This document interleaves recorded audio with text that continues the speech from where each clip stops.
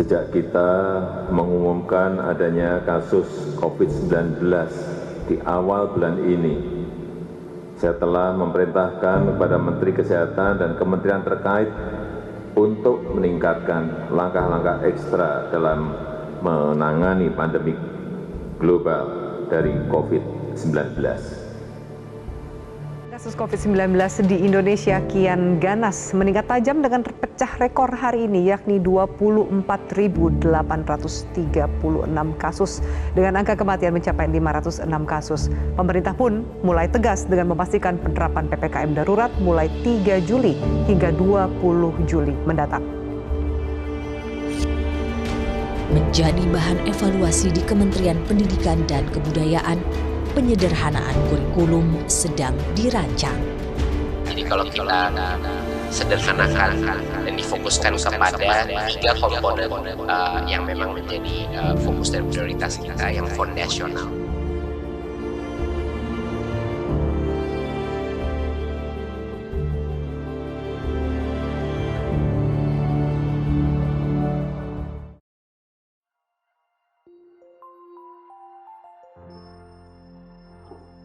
Assalamualaikum warahmatullahi wabarakatuh. Perkenalkan, nama saya Miftah Huda, NIM 153180117, Ilmu Komunikasi 2018. Nah, saat ini saya sedang menempuh dan memenuhi program kerja pendukung saya ini di KKN Angkatan 75 Universitas Pembangunan Nasional Veteran Yogyakarta dengan tema edukasi tips belajar nyaman di rumah saja selama pandemi COVID-19. Nah, kebetulan di sini saya ditemani oleh Bapak Gilang Rizky Perdana, selaku salah satu guru bahasa Indonesia. Bener apa ya? Guru bahasa Indonesia apa guru apa nih? Ya, untuk SD semua mata pelajaran. Oh iya. Di SDN Kalong Jayamarni, Kecamatan Uleng apa ya? Ya, Kalong Jayamarni. Kita mulai aja ya Pak. Jadi di sini saya akan sedikit bertanya-tanya dan memberikan sedikit resum mengenai tema yang telah saya buat, yaitu edukasi tips belajar nyaman selama pandemi COVID-19. Nah, jadi telah kita ketahui Pak bahwa saat ini banyak sekali varian serta orang-orang yang terpapar virus COVID-19. Seperti variannya itu alfa, beta, gamma, dan yang terbaru itu ada delta yang sekarang ini tersebar secara cepat. Nah, sehingga dampak COVID ini meranah dan merugikan banyak masyarakat dan para pengusaha, seperti penutupan tempat wisata, kuliner, mal, hingga sekolahan. Nah, yang ingin saya bahas di sini itu mengenai dampak kepada pendidikan yang berpengaruh karena COVID ini, yang dimana siswa-siswi itu harus melakukan pembelajaran secara online di rumah saja. Mungkin nanti saya akan bertanya-tanya nih Pak ke Bapak Gilang mengenai pembelajaran online di SDN Kalong Jayamarni itu kayak gimana. Tapi sebelumnya saya akan memberikan resume saya mengenai faktor-faktor yang menurut saya menjadikan penyebab siswa-siswi itu jenuh belajar di rumah saja. Mungkin nanti Bapak Gilang bisa menambahkan apa yang telah saya bahas ya Pak ya. Boleh Mas, boleh.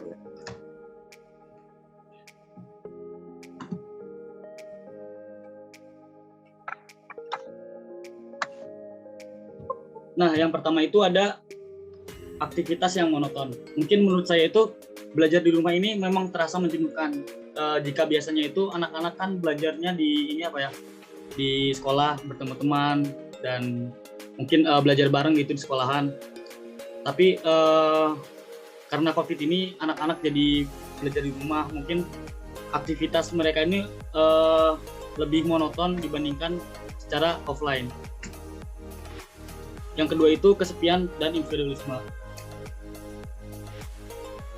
Nah, menurut saya di pembahasan kesepian ini selama pandemi ini si anak ini harus melakukan berbagai aktivitas di rumah. Belum lagi adanya pembatasan diri, yaitu physical distancing, yang pastinya menambah kejenuhan bagi si anak tersebut. Nah, si anak ini akan merasa tidak memiliki teman belajar, sehingga lama-kelamaan akan muncul rasa malas untuk belajar kembali. Dan yang ketiga ada minimnya fasilitas belajar di rumah.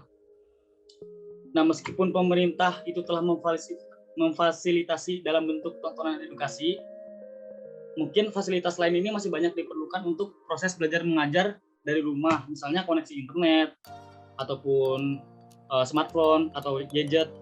Namun perlu kita ketahui juga tidak semua siswa yang memiliki fasilitas tersebut. Minimnya ekonomi juga menjadikan faktor dari minimnya fasilitas yang menunjang proses belajar mengajar di rumah. Nah ini Pak, sebelum masuk ke tips-tips yang menurut saya yang telah saya resum, mungkin saya akan sedikit bertanya ke Bapak Gilang. Kalau di SD Kalong Jaya Marni itu sendiri itu gimana Pak siswa-siswinya? Untuk pembelajaran online gitu. Untuk pembelajaran online sih, ya kita kan maksudnya sekolah tuh di posisi sekolah ada di daerah pedesaan gitu. Iya. Yang mungkin terkendala pertama sinyal, kedua namanya orang-orang kampung kan nggak semuanya punya device atau gawai ya. Jadi ada beberapa siswa itu yang menumpang ke saudaranya ataupun memakai HP orang tua. Tapi untuk pembelajaran sendiri cukup efektif, tapi nggak 100% efektif ya. Ada beberapa yang ya tahu sendiri sinyal di kampung tuh kayak kadang ada kadang nggak. Nah kalau untuk gimana Pak? Kami untuk cara mengatasinya kan biasanya belajar tuh via Zoom meeting gitu kan ya, terus Google Class nih. Nah bagi yang sinyalnya kurang, kita akan memberikan materinya secara dikirim file gitu WhatsApp. Jadinya si orang tua tersebut tahu, oh ini yang tadi dibelajarin tuh ini. Jadi diterangkan kembali oleh seorang. Oh berarti kalau SD itu masih ke WhatsApp ya Pak ya? Kalau ngasih file? Nah iya masih. Soalnya ada kan ini nggak ada tambahan lain nggak kan, misalkan pakai Google Classroom atau apa ada gitu? Mungkin Google Classroom mungkin untuk kelas atas ya, mungkin kelas 4 ke atas. Soalnya kan 1 sampai 3 tuh kan belum digaptek gitu ya. Nah kalau untuk ini Pak, satu lagi dari pemerintahnya sendiri pernah dapat ini nggak Pak, anggaran kuota untuk SD Kalong Jaya Marni sendiri? Untuk kuota kan mungkin seluruh Indonesia dapat namanya tuh kuota Kemdikbud ya. Iya. Nah kebetulan sekolah kami itu pas pendaftaran kuota Kemdikbud, kami telat untuk mengajukan SPTJM atau surat pertanggungjawaban mutlak ya.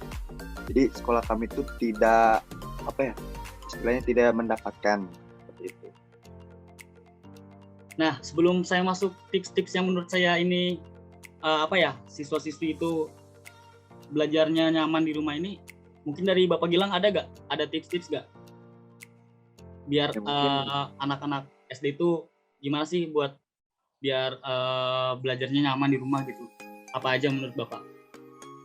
Mungkin menurut saya sih yang pertama tuh semua tergantung mood anak-anak juga sih ya. Iya, pertama mood ya Pak ya. Juga untuk memberitahu kepada orang tua selalu jagalah mood anak-anak tuh di rumah dalam sebelum belajar dan sesudah pembelajaran seperti itu.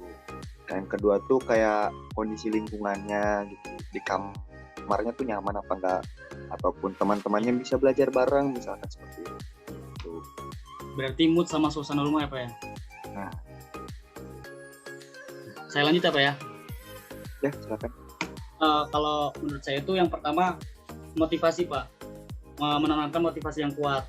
Nah agar semangat belajar itu terus ada, maka setiap anak ini harus memiliki motivasi. Tidak menjadikan aktivitas tersebut menjadi beban. Nah, siswa-siswi ini dapat diajarkan untuk menanamkan pikiran positif jika ingin kembali belajar di sekolah. Maka saat itu harus bersabar untuk belajar di rumah, tetap semangat dan biar penyebaran COVID itu terputus dan wabah corona ini segera hilang. Yang kedua itu membuat jadwal belajar harian di rumah. Mungkin anak-anak SD itu susah ya buat bikin jadwal sendiri tuh. Jadi suasana yang nyaman juga mencakup tentang kerapihan, kebersihan tempat belajar. Nah, usahakan meja belajar itu dan lingkungan selalu bersih, buku-buku dan alat tulis itu tertata rapi. Nah, karena itu sangat menambah semangat belajar dan menjaga kestabilan belajar. Nah, dari membuat jadwal belajar harian ini, dalam membuat schedule atau jadwal itu harus tetap memperhatikan durasi belajar agar tidak menimbulkan keletihan. Lama waktu belajar ini boleh disamakan dengan jam sekolah. Biasanya tuh kalau jam sekolah tuh anak SD berapa jam sih Pak? Dari jam 8 ya sampai jam 12 ya? Dari jam 8 sampai jam 12.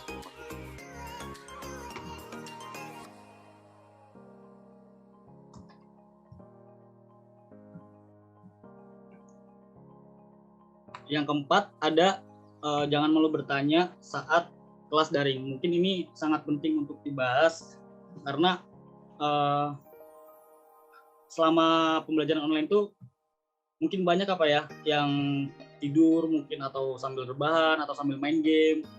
Apalagi anak-anak SD kan susah diatur. Jadi mungkin kalau misalnya biar anak-anak lebih aktif tuh biasanya guru tuh ngapain tuh Pak? Ngasih materi atau ngasih pertanyaan ke siswanya gitu?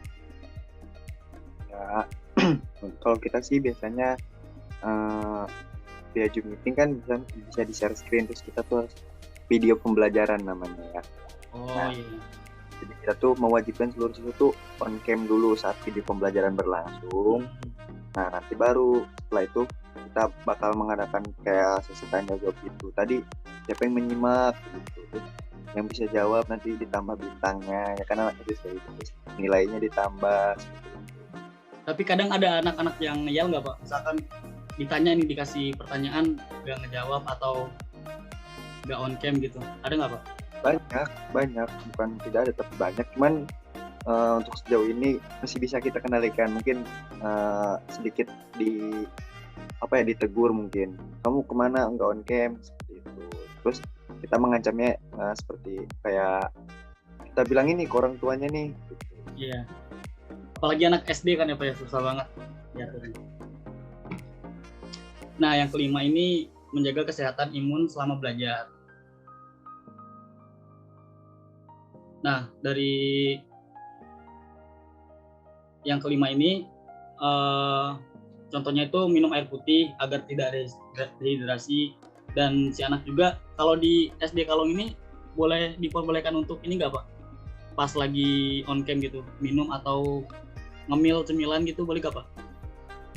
Kalau kita sih membebaskan, asalkan si anak itu standby di depan ininya.